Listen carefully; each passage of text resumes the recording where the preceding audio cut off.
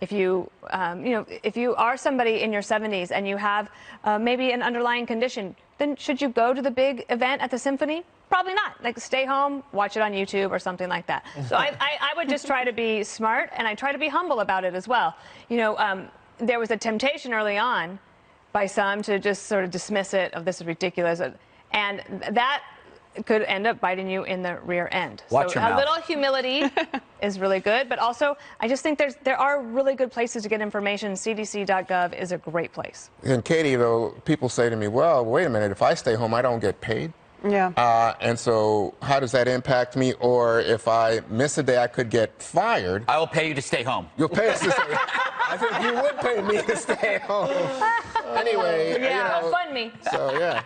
Well, what I've seen, like, from the airlines and the messages that they're sending out, they're being very cautious and understanding to employees about what's going on, and they're encouraging people to try and take sick days. That's what they're for, if you have them. Now, if you're working an hourly wage job, that becomes increasingly more difficult to do, right? But I think just being prepared, going to the doctor if you feel sick, but the idea that everybody should stop living their lives because one or two people maybe had it at a gathering of tens of thousands of people is a little bit, like, there's ridiculous. Like, you just got to make good decisions and practice good hygiene, just like the CDC is recommending. Wash your hands, wipe things down, sneeze into a tissue and wash your hands. I mean, all these things that we've been hearing from the vice president directly about, just do them.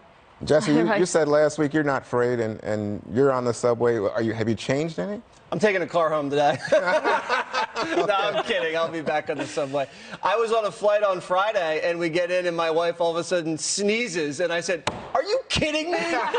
Sneezing on the plane? Oh my God!" I was so embarrassed and nervous and freaking out. But listen, I think everybody knows this thing's going to peak, but we just don't know if it's tomorrow, the next week, or the next month. So until it peaks, everyone's going to have this fear of the unknown, right?